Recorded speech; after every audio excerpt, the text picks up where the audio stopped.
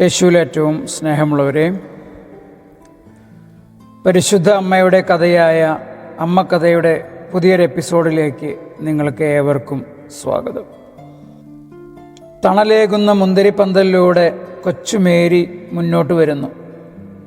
പരാശ്രയം കൂടാതെ വേഗത്തിലാണ് നടപ്പ്. ചുവടുവെക്കുന്നത് നല്ലവണ്ണം ഉറപ്പിച്ചാണ്. വെള്ളച്ചെരുപ്പുകൾ പാറക്കൂട്ടങ്ങളുടെ ഇടയിൽ തെന്നിമറിയുന്നില്ല.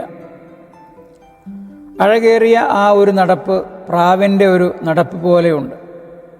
പ്രാവിനെ പോലെ അവൾ ആകെ വെണ്മ കലർന്നു കാണുന്നു. കാലിലെ കണ്ണവരെ ഇറക്കമുള്ള വെള്ളയുടുപ്പാണ് ധരിച്ചിരിക്കുന്നത്. നല്ല വീതിയുള്ള ആ ഉടുപ്പിൻ്റെ കഴുത്ത് ചുരുക്കി നീല റിബൺ കെട്ടിവച്ചിരിക്കുന്നു. ഉടുപ്പിൻ്റെ കൈകൾക്ക് മുട്ടുവരെ മാത്രം ഇറക്കമുള്ളതിനാൽ റോസ് നിറമുള്ള തുടുത്ത മുൻകൈകൾ കാണാം. ഒരു കുഞ്ഞു മാലാഖയെപ്പോലെയുണ്ട്. സിൽക്ക് പോലുള്ള അവളുടെ മുടിക്ക് തേനിൻ്റെ നിറം.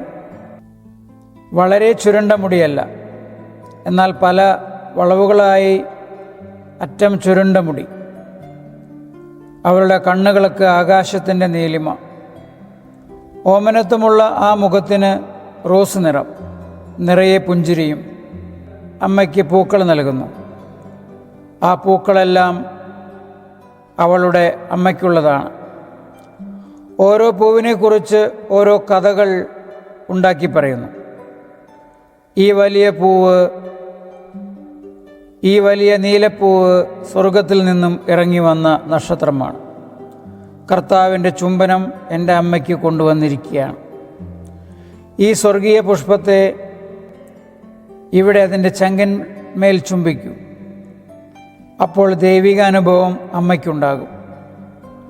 മറ്റൊന്ന് ഇളനീലയാണ്. അപ്പൻ്റെ കണ്ണുകളെ പോലെ അതിൻ്റെ ഇതളിന്മേൽ എഴുതിയിരിക്കുന്നു. കർത്താവ് അപ്പനെ വളരെ സ്നേഹിക്കുന്നു, കാരണം അപ്പൻ നല്ലവനാണ്. ഈ ചെറിയ പൂ കണ്ടോ? അത്തരം ഒറ്റെണ്ണമേ ഉള്ളൂ. അത് ദൈവം സൃഷ്ടിച്ചത് മേരിയെ ദൈവം സ്നേഹിക്കുന്നു എന്ന് അവളോട് പറയുവാനാണ്.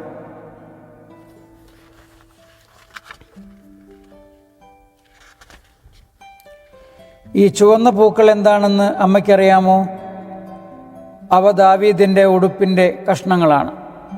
ഇസ്രായേലിൻ്റെ ശത്രുക്കളുടെ രക്തം പുരണ്ട ഉടുപ്പിൻ്റെ. കർത്താവിന് വേണ്ടിയുള്ള യുദ്ധത്തിൽ രക്തം പുരണ്ട് കീറിയ ആ വസ്ത്രത്തിൽ നിന്നാണ് ഈ ചുവന്ന പൂക്കൾ ഉണ്ടായിരിക്കുന്നത്. അത് അരുവിയുടെ അടുത്താണ് നിന്നത്. അത് അരുവിയുടെ അടുത്ത് നിന്നതാണ്. അപ്പൻ എനിക്ക് വേണ്ടി അത് പറിച്ചു തന്നു. അത് മുള്ളിൻ്റെ ഇടയിലായിരുന്നു. ഇത് നിർമ്മിച്ചിരിക്കുന്നത് സോളമൻ്റെ ഉടുപ്പ് കൊണ്ടാണ്. അദ്ദേഹം അത് വളരെ വളരെ വർഷങ്ങൾക്ക് മുമ്പ് ധരിച്ചിരുന്നു. തൻ്റെ കൊച്ചു പൗത്രി ജനിച്ച അതേ മാസത്തിൽ തന്നെ ആ ഉടുപ്പും ധരിച്ചുകൊണ്ട് ഇസ്രായേൽ ജനങ്ങളുടെ മധ്യത്തിലൂടെ അദ്ദേഹം നടന്നു. വാഗ്ദാന പേടകത്തിൻ്റെയും സാക്ഷ്യകൂടാരത്തിൻ്റെയും മുമ്പിൽ അതിവിശിഷ്ടമായ വസ്ത്രങ്ങൾ ധരിച്ചുകൊണ്ട് മഹിമാലങ്കൃതനായി അദ്ദേഹം നടന്നു. അവൻ സന്തോഷിച്ച് സന്തോഷാധിക്യത്താൽ സ്തോത്രഗീതവും ആനന്ദഗീതവും പാടി. കാരണം തൻ്റെ മഹിമയെ അലങ്കൃതമാക്കുവാൻ ആ പ്രദേശത്തെ മുഴുവൻ ദൈവത്തിൻ്റെ മേഘം വന്ന് ആവരണം ചെയ്തു. എൻ്റെ ആഗ്രഹം എപ്പോഴും ഈ പൂവിനെ പോലെയാകണമെന്നാണ്. ജ്ഞാനിയായ ആ രാജാവിനെ പോലെ എൻ്റെ ജീവിതകാലം മുഴുവനും സ്തോത്രഗീതങ്ങളും ആനന്ദഗീതങ്ങളും പാടി കൂടാരത്തിന് മുമ്പിൽ ചെലവഴിക്കാൻ ഞാൻ ആഗ്രഹിക്കുന്നു. മേരി പറയുന്നു.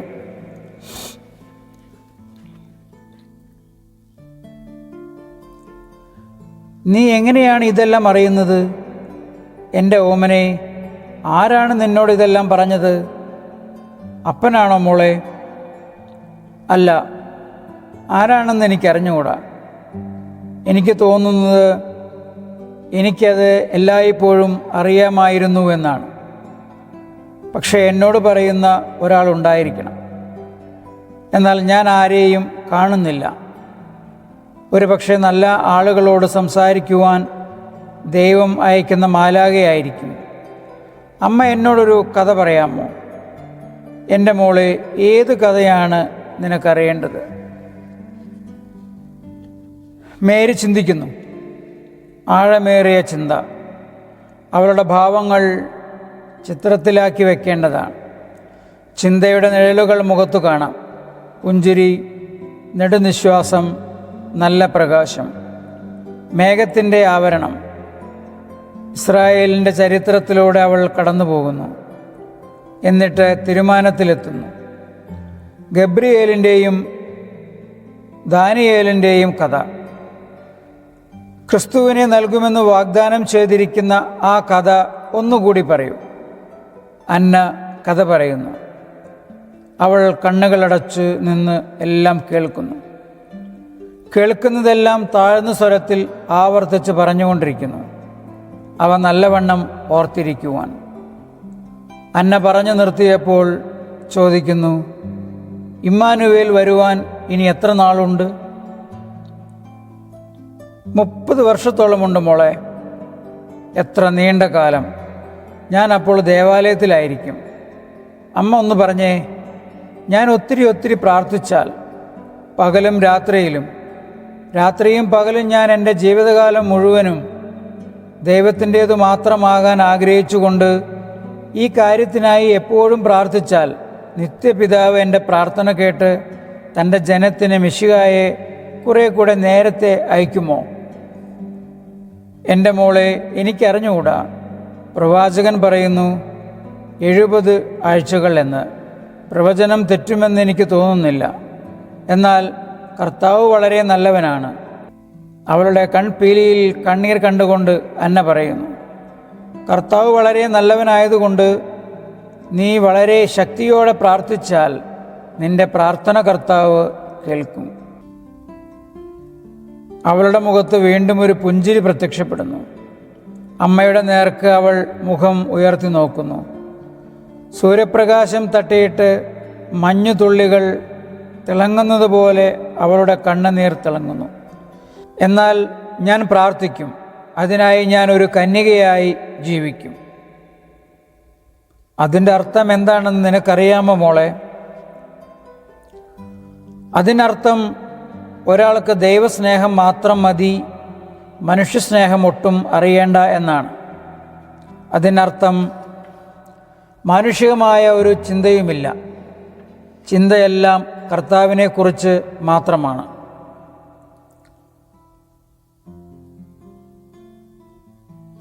അതിനർത്ഥം കണ്ണുകൾ ദൈവത്തെ മാത്രം നോക്കുന്നുവെന്നും, കാതുകൾ ദൈവത്തെ ശ്രവിക്കുന്നുവെന്നും, അധരങ്ങൾ ദൈവത്തെ സ്തുതിക്കുന്നുവെന്നും, കൈകൾ സ്വയം ഉയർത്തി ബലിയായി നൽകുന്നുവെന്നും, കാലുകൾ വേഗത്തിൽ ദൈവത്തെ അനുഗമിക്കുന്നുവെന്നും, ഹൃദയവും ജീവിതവും ദൈവത്തിന് കൊടുക്കുന്നു എന്നുമാണ്. ദൈവം നിന്നെ അനുഗ്രഹിക്കട്ടെ. പക്ഷേ നിനക്കൊരിക്കലും കുട്ടികളുണ്ടാകുകയില്ല. കുഞ്ഞുങ്ങളെയും ആട്ടിൻകുട്ടികളെയും പ്രാക്കളെയും എല്ലാം നിനക്ക് എത്ര ഇഷ്ടമാണ്. ഇത് നിനക്കറിയാമോ? ഒരു കുഞ്ഞ് അതിൻ്റെ അമ്മയ്ക്ക് ആട്ടിൻകുട്ടിയെപ്പോലെയും സിൽക്ക് തൂവലുള്ള വെള്ളപ്രാവിനെ പോലെയുമാണ്. അതിനെ സ്നേഹിക്കുകയും ചുംബിക്കുകയും എല്ലാം ചെയ്യുമ്പോൾ അമ്മയെന്ന് വിളിക്കുന്നത് കേൾക്കുകയും ചെയ്യാം. അത് സാരമില്ല, ഞാൻ ദൈവത്തിൻ്റേതായിരിക്കും. ഞാൻ ദേവാലയത്തിൽ പ്രാർത്ഥിച്ചുകൊണ്ടിരിക്കും. അന്നേരം ഒരുപക്ഷെ ഞാൻ ഇമ്മാനുവേലിനെ കണ്ടെന്നിരിക്കും. അവൻ്റെ അമ്മയാകുവാനുള്ള കന്യക നേരത്തെ തന്നെ ജനിച്ചു കാണും. വലിയ പ്രവാചകൻ അങ്ങനെയല്ലേ പറയുന്നത്? അവൾ ദൈവാലയത്തിൽ കാണും. ഞാൻ അവളുടെ കൂട്ടുകാരിയായിരിക്കും, അവളുടെ ദാസിയായിരിക്കും. ഓ, അവളെ ഒന്ന് കണ്ടിരുന്നെങ്കിൽ മതിയായിരുന്നു. ദൈവത്തിൻ്റെ പ്രകാശത്താൽ അവളെ സ്നേഹിക്കുവാൻ എനിക്ക് കഴിഞ്ഞെങ്കിൽ. കുറേ കഴിയുമ്പോൾ തൻ്റെ പുത്രനെ അവൾ എനിക്ക് കാണിച്ചു തരും. അവൾ എന്നെ അവളുടെ പുത്രൻ്റെ പക്കലേക്ക് കൊണ്ടുചെല്ലും. എന്നിട്ട് ഞാൻ അവനെയും ശുശ്രൂഷിക്കും. ഒന്നോർത്തു നോക്കിക്കേ അമ്മേ, മിശിഹായ്ക്ക് ശുശ്രൂഷ ചെയ്യുക. ഈ ചിന്ത അവളെ ഗ്രഹിച്ച് ഉയർത്തുന്നു. അതേസമയം അവൾ പൂർണ്ണമായ എളിമയുള്ളവളും ആയിരിക്കുന്നു. കൈകൾ രണ്ടും കുരിശാകൃതിയിൽ നെഞ്ചോട് ചേർത്ത് വെച്ച് തല അല്പം കുനിഞ്ഞ് വികാരത്താൽ തളിരതയായി അവൾ നിൽക്കുന്നു. മംഗലവാർത്തയിൽ കണ്ട മേരിയുടെ ഒരു കുഞ്ഞു പതിപ്പ്. അനന്തരം അവൾ തുടരുന്നു: ദൈവത്തിൻ്റെ അഭിഷിക്തനായ ഇസ്രായേലിൻ്റെ രാജാവ് തന്നെ ശുശ്രൂഷിക്കുവാൻ എന്നെ അനുവദിക്കുമോ? അതേക്കുറിച്ച് സംശയമൊന്നും വേണ്ട. സോളമൻ രാജാവ് പറഞ്ഞിട്ടില്ലേ, 60 രാജ്ഞിമാരും 80 ഉപനാരിമാരും അനേകം കന്യകകളുമുണ്ട് എന്ന്. രാജാവിൻ്റെ കൊട്ടാരത്തിൽ കർത്താവിനെ ശുശ്രൂഷിക്കുവാൻ എണ്ണമില്ലാത്ത കന്യകകളുണ്ട്. അപ്പോൾ കണ്ടോ, ഞാനൊരു കന്യകയായിരിക്കണം, തീർച്ചയായും ഒരു കന്യകയായിരിക്കണം. ഒരു കന്യകയാണ് അവിടുന്ന് അമ്മയായി സ്വീകരിക്കുന്നെങ്കിൽ അതിനർത്ഥം കന്യാത്വത്തെ മറ്റെന്തിനേക്കാൾ അവിടുന്ന് ഇഷ്ടപ്പെടുന്നു എന്നാണല്ലോ. എൻ്റെ കന്യാത്വം നിമിത്തം തൻ്റെ അമ്മയോട് അല്പമെങ്കിലും സാധർമ്യമുണ്ടെന്ന കാരണത്താൽ അവിടുന്ന് എന്നെ സ്നേഹിക്കണം. ഇതാണ് എനിക്ക് വേണ്ടത്. പിന്നെ എനിക്ക് ഒരു പാപിയുമാകണം. അത് കർത്താവിന് അനിഷ്ടം വരുത്തുന്നില്ലെങ്കിൽ മാത്രം മതി. അമ്മ പറഞ്ഞേ, ദൈവത്തോടുള്ള സ്നേഹത്താൽ ഒരാൾക്ക് പാപിയാകാമോ? എൻ്റെ കുഞ്ഞെ, നീ എന്താണ് പറയുന്നത്? എനിക്ക് നിന്നെ മനസ്സിലാവുന്നില്ലല്ലോ. ഞാൻ പറയുന്നതോ, ദൈവം എന്നെ സ്നേഹിക്കുവാൻ വേണ്ടി ഒരു പാപം ചെയ്യട്ടെ എന്ന്. ദൈവം രക്ഷകനല്ലേ? നഷ്ടപ്പെടുന്നവരെയല്ലേ ദൈവം രക്ഷിക്കുന്നത്? രക്ഷകൻ എന്നെ രക്ഷിച്ച് എന്നെ നോക്കണം. ആ നോട്ടം ലഭിക്കാൻ വേണ്ടിയാണ് ഞാൻ പാപം ചെയ്യാൻ ആഗ്രഹിക്കുന്നത്, അല്ലാതെ അവിടത്തേക്ക് അനിഷ്ടം വരുത്തുന്ന ഒരു പാപം ചെയ്യാനല്ല. ഞാൻ നഷ്ടപ്പെട്ടില്ലെങ്കിൽ എങ്ങനെയാണ് എന്നെ രക്ഷിക്കുന്നത്? അന്ന ഒന്നും പറയുന്നില്ല. എന്താണ് പറയേണ്ടതെന്ന് അന്നയ്ക്ക് അറിഞ്ഞുകൂടാ. യോവാക്യീം സഹായത്തിനെത്തി. ശബ്ദമുണ്ടാക്കാതെ മുന്തിരിവേലിയുടെ അടുത്തുകൂടെ സാവധാനത്തിൽ നടന്നു വന്ന യോവാക്യീം പറഞ്ഞു: നിന്നെ മുൻകൂട്ടി അവിടുന്ന് രക്ഷിച്ചു. കാരണം അവിടുന്ന് അറിയുന്നു നീ തന്നെ സ്നേഹിക്കുന്നു എന്നും തന്നെ മാത്രമേ സ്നേഹിക്കുന്നുള്ളൂ എന്നും. അങ്ങനെ നീ ഇപ്പോൾ തന്നെ രക്ഷിക്കപ്പെട്ടവളാണ്. നീ ആഗ്രഹിക്കുന്നത് പോലെ നിനക്കൊരു കന്യകയായിത്തീരാം. അത് നേരാണോ അപ്പാ? മേരി യോവാക്യീമിൻ്റെ മുട്ടുകളിൽ കെട്ടിപ്പിടിക്കുന്നു. ആ നീല കണ്ണുകളുയർത്തി അപ്പനെ നോക്കുന്നു. അപ്പൻ്റേതുപോലെ തന്നെയുള്ള കണ്ണുകൾ. അവളിൽ സന്തോഷം നിറഞ്ഞു നിൽക്കുന്നു. കാരണം അപ്പൻ്റെ വാക്കുകൾ അവളിൽ പ്രത്യാശ ജനിപ്പിച്ചു. നേരാണ് മോളെ, നോക്കൂ, ഈ ചെറിയ കുരുവിയെ ഞാൻ നിനക്ക് കൊണ്ടുവന്നതാണ്. ആദ്യത്തെ പറക്കലിൽ അത് നമ്മുടെ അരുവിയുടെ അടുത്ത് വന്നു വീണു. എനിക്കതിനെ അവിടെ വിട്ടിട്ട് പോരാമായിരുന്നു. അതിൻ്റെ ചിറകുകൾക്ക് വീണ്ടും പൊങ്ങിപ്പറക്കുവാൻ ശക്തിയില്ലായിരുന്നു. വഴുതുന്ന പാറയിൽ പിടിച്ചിരിക്കുവാൻ അതിൻ്റെ കാലുകൾക്കും കഴിവില്ലായിരുന്നു. അതുകൊണ്ട് ഞാൻ അതിനെ എടുത്തു.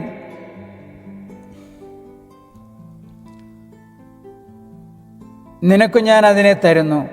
അത് അപകടത്തിൽ വീഴുന്നതിന് മുമ്പ് അതിനെ ഞാൻ എടുത്തു. ദൈവം നിന്നോടും ഇതുപോലെയാണ് ചെയ്തിരിക്കുന്നത്. ഇനിയും എന്നോട് പറയൂ, മേരി, ആ കുരുവിയെ നേരത്തെ രക്ഷിച്ചതുകൊണ്ട് ഞാൻ അതിനെ എത്രമാത്രം സ്നേഹിക്കുന്നുണ്ട്. അത് അപകടത്തിൽ വീണു കഴിഞ്ഞ് അതിനെ രക്ഷിച്ചിരുന്നെങ്കിൽ അത് കൂടുതൽ സ്നേഹമാണോ അതോ കുറഞ്ഞ സ്നേഹമാണോ? ഇപ്പോഴാണ് കൂടുതൽ സ്നേഹം കാണിച്ചത്. അത് തണുത്ത വെള്ളത്തിൽ വീഴാൻ അപ്പൻ സമ്മതിച്ചില്ലല്ലോ. ദൈവം നിന്നെ കൂടുതൽ സ്നേഹിച്ചിരിക്കുന്നു. നീ പാപത്തിൽ വീഴുന്നതിന് മുമ്പ് അവിടുന്ന് നിന്നെ സ്നേഹിച്ചിരിക്കുന്നു. ഞാൻ മുഴു ഹൃദയത്തോടെ ദൈവത്തെ സ്നേഹിക്കും. എൻ്റെ സുന്ദരിയായ കുഞ്ഞുകുരുവി, ഞാൻ നിന്നെപ്പോലെയാണ്. നമ്മെ രണ്ടുപേരെയും ഒരുപോലെ സ്നേഹിക്കുന്നു. ഞാൻ നിന്നെ വളർത്തിക്കഴിഞ്ഞു വിടാം. നീ വനത്തിലായിരിക്കും, ഞാൻ ദേവാലയത്തിലും. രണ്ടിടത്തും നമുക്ക് ദൈവസ്തുതികൾ പാടാം. എന്നിട്ട് നമുക്ക് പറയാം, വാഗ്ദാനം ചെയ്യപ്പെട്ടവനെ പ്രതീക്ഷിച്ചിരിക്കുന്നവരുടെ പക്കലേക്ക് അവനെ അയക്കണമേ. ഓ അപ്പാ, എന്നെ എന്നാണ് ദേവാലയത്തിലേക്ക് കൊണ്ടുപോകുന്നത്? വേഗം കൊണ്ടുപോകാം മോളെ. പക്ഷേ അപ്പനെ വിട്ടുപോകാൻ നിനക്ക് വിഷമമില്ലേ? തീർച്ചയായും ഒത്തിരി വിഷമമുണ്ട്. എന്നാൽ അപ്പനും വരികയില്ലേ? എന്തെങ്കിലും വേദനയില്ലെങ്കിൽ എന്തു ത്യാഗമാണത്? നീ ഞങ്ങൾക്ക് നീ ഞങ്ങളെ ഓർക്കുമോ? തീർച്ചയായും എപ്പോഴും ഞാൻ ഓർക്കും. രക്ഷകൻ്റെ വരവിനു വേണ്ടി പ്രാർത്ഥിച്ചു കഴിയുമ്പോൾ നിങ്ങൾക്ക് വേണ്ടി ഞാൻ എന്നും പ്രാർത്ഥിക്കും. ദൈവം നിങ്ങൾക്ക് സന്തോഷവും ദീർഘമായ ജീവിതവും തരണമേ എന്ന്, രക്ഷകൻ്റെ വരവ് വരെ നിങ്ങൾ ജീവിച്ചിരിക്കണമേ എന്ന്, അതുകഴിഞ്ഞ് സ്വർഗീയ ജെറുസലേമിലേക്ക് നിങ്ങളെ എടുക്കണമേ എന്ന് ഞാൻ പ്രാർത്ഥിക്കും. യോവാക്യം മേരിയെ കൈകളിലെടുത്ത് മുറുകെ കെട്ടിപ്പിടിക്കുന്നു. ഈശോ പറയുന്നു, വിജ്ഞാനികൾ ഇതിൽ കുറ്റം കണ്ടുപിടിച്ച് പറയുന്നത് ഇപ്പോൾ തന്നെ ഞാൻ കേൾക്കുന്നു. 3 വയസ്സ് പോലും തികയാത്ത കുഞ്ഞ് ഇതൊക്കെ എങ്ങനെ പറയും? അതിൻ്റെ കാരണം ബുദ്ധി കുറവുള്ള ഒരു കുട്ടിക്ക് പോലും പ്രധാനപ്പെട്ട കാര്യങ്ങളിലെങ്കിലും നന്മയും തിന്മയും ആ പ്രായത്തിൽ മനസ്സിലാകും എന്നതാണ്. എന്നാൽ ആ പ്രായത്തിന് വളരെ മുൻപ് തന്നെ തിരിച്ചറിവ് കിട്ടിയതിൻ്റെ ഫലമായി കാര്യങ്ങൾ ഗ്രഹിക്കുന്നതിനും ആവശ്യപ്പെടുന്നതിനും താരതമ്യം ചെയ്യുന്നതിനുമുള്ള കഴിവ് എത്രയോ കുട്ടികൾക്ക് ലഭിക്കുന്നു. തിരിച്ചറിവ് എന്നത് എന്താണ്? ദൈവത്തിൻ്റെ ഒരു ദാനമാണ്. ദൈവത്തിന് അത് ഇഷ്ടമുള്ളതുപോലെ കൊടുക്കാം. തനിക്കിഷ്ടപ്പെടുന്നവർക്ക് ഇഷ്ടപ്പെടുന്ന വിധത്തിൽ കൊടുക്കാം. നിങ്ങളെ ദൈവത്തെ പോലെയാക്കുന്ന ഒരു കാര്യമാണ് തിരിച്ചറിവ്. ദൈവം ബുദ്ധിയും അറിവും വിവേചനവുമുള്ള അരൂപിയാണല്ലോ. ബുദ്ധിയും വിവേചനവും ഭൗമ്യ പറുദീസായിൽ മനുഷ്യന് ദൈവം നൽകിയ കൃപാവരങ്ങളായിരുന്നു. കൃപാവരം സജീവവും പ്രവൃത്തിയോന്മുഖവുമാവുമ്പോൾ ആദിമാതാപിതാക്കന്മാർ എന്തുമാത്രം ജീവൻ നിറഞ്ഞവരായിരുന്നു. പ്രഭാഷകൻ്റെ പുസ്തകത്തിൽ ഇങ്ങനെ പറയുന്നു, എല്ലാ ജ്ഞാനവും ദൈവത്തിൽ നിന്നാണ്, അത് എന്നേക്കും അവൻ്റേതാണ്. മനുഷ്യർ ദൈവത്തിൻ്റെ മക്കളായി നിലനിന്നിരുന്നെങ്കിൽ എത്രമാത്രം ജ്ഞാനം അവർക്കുണ്ടാകുമായിരുന്നു. നിങ്ങളുടെ ബുദ്ധിയിലുള്ള വിടവുകൾ കൃപാവരത്തിൽ നിന്നും സത്യത്തിൽ നിന്നും നിങ്ങൾ വീണുപോയതിൻ്റെ ഫലമാണ്. കൃപാവരം നഷ്ടപ്പെട്ടപ്പോൾ ജ്ഞാനത്തെ നിങ്ങൾ അനേകം നൂറ്റാണ്ടുകളിലേക്ക് അകറ്റുകയായിരുന്നു. മേഘപടലങ്ങളാൽ മറയ്ക്കപ്പെടുന്ന ഉൽക്ക പോലെ ജ്ഞാനം അതിൻ്റെ പ്രകാശത്തോടുകൂടി നിങ്ങളെ പ്രാപിക്കുന്നില്ല. പിന്നെയോ നിങ്ങളുടെ അസത്യമായ രീതികൾ നിമിത്തം കട്ടിപിടിച്ച മഞ്ഞിലൂടെ എന്ന വണ്ണം വളരെ കുറച്ചു മാത്രമേ നിങ്ങൾക്ക് ലഭിക്കുന്നുള്ളൂ. അപ്പോൾ ക്രിസ്തു വന്നു, കൃപാവരം അവിടുന്ന് പുനഃസ്ഥാപിച്ചു. ദൈവത്തിൻ്റെ ഏറ്റവും വലിയ ദാനമാണത്. എന്നാൽ ഈ രത്നം പരിശുദ്ധവും കളങ്കരഹിതവുമായി സൂക്ഷിക്കേണ്ടത് എങ്ങനെയാണെന്നറിയാമോ? അറിഞ്ഞുകൂടാ. പാപം ചെയ്ത് അതിനെ ഞെരിച്ച് കളയാത്തപ്പോൾ പോലും നിങ്ങളുടെ നിരന്തരമായ ചെറിയ കുറ്റങ്ങൾ, ദുർഗുണങ്ങൾ, ബലഹീനതകൾ മുതലായവയാൽ അതിനെ മലിനമാക്കപ്പെടുന്നു. ഇവ പ്രധാനപ്പെട്ട 7 ദുർഗുണങ്ങളോട് ബന്ധപ്പെട്ടിരിക്കുന്നവയാണെങ്കിലും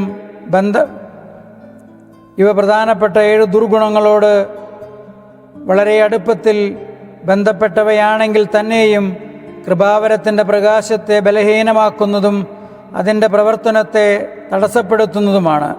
കൂടാതെ ദൈവം ആദിമാതാപിതാക്കൾക്ക് കൊടുത്തിരിക്കുന്ന വലിയ പ്രകാശം നിറഞ്ഞ ബുദ്ധി അനേകം നൂറ്റാണ്ടുകളിലെ വഷളത്വം നിമിത്തം ബലഹീനമാക്കപ്പെട്ടു. അതിൻ്റെ ദുഷ്ഫലങ്ങൾ ആത്മാവിലും ശരീരത്തിലും അനുഭവപ്പെടുകയും ചെയ്യുന്നു. എന്നാൽ മേരി പരിശുദ്ധമായ പുതിയ ഹൗവ മാത്രമല്ല,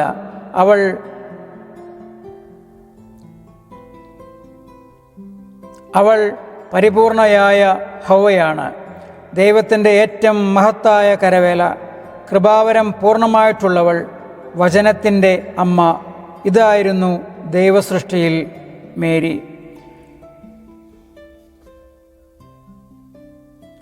പ്രഭാഷകനിൽ വീണ്ടും പറയുന്നു, ജ്ഞാനത്തിൻ്റെ ഉറവിടം വചനമാണ് എന്ന്. അപ്പോൾ പുത്രൻ തൻ്റെ ജ്ഞാനം സ്വന്തം അമ്മയുടെ അധരങ്ങളിൽ നിക്ഷേപിക്കാതിരിക്കുമോ? ദൈവവചനം ഏൽപ്പിച്ച വാക്കുകൾ മനുഷ്യരോട് ആവർത്തിച്ചു പറയുവാൻ വേണ്ടി ഒരു പ്രവാചകൻ്റെ അധരങ്ങൾ തീക്കട്ട കൊണ്ട് ശുദ്ധീകരിക്കപ്പെട്ടു എങ്കിൽ വചനത്തെ മാംസമായി ഉദരത്തിൽ വഹിക്കുന്നവളെ ഉയർത്തുകയും അവളുടെ സംസാരത്തെ വിശുദ്ധീകരിക്കുകയും ചെയ്യാതിരിക്കുവാൻ സ്നേഹം സമ്മതിക്കുമോ? ഒരിക്കൽ കൊച്ചുകുട്ടിയെപ്പോലെയും പിന്നീട് പ്രായമായ സ്ത്രീയെപ്പോലെയും സംസാരിക്കാതെ മേരി എല്ലായ്പ്പോഴും ദൈവത്തിൻ്റെ വലിയ പ്രഭയിലും ജ്ഞാനത്തിലും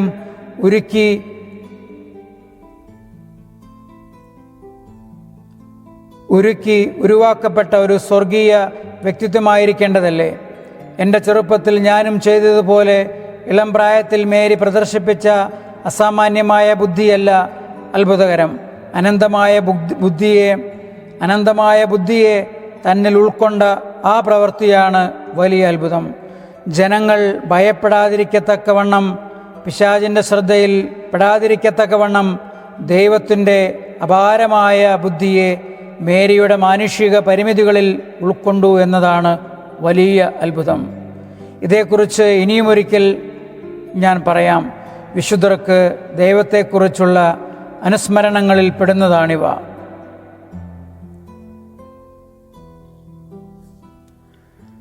യേശുവിൽ ഏറ്റവും സ്നേഹമുള്ളവരെ, കുഞ്ഞു മേരിയിലേക്ക് ദൈവം തൻ്റെ കൃപാവരം, ദൈവത്തിൻ്റെ ജ്ഞാനം ഒഴുക്കുമ്പോൾ, ജ്ഞാനം നിറഞ്ഞ ഒരു കുഞ്ഞ് എങ്ങനെയാണ് സംസാരിക്കുന്നത് എന്ന് ഈ കഥയിൽ നമ്മൾ വ്യക്തമായിട്ട് മനസ്സിലാക്കുകയാണ്.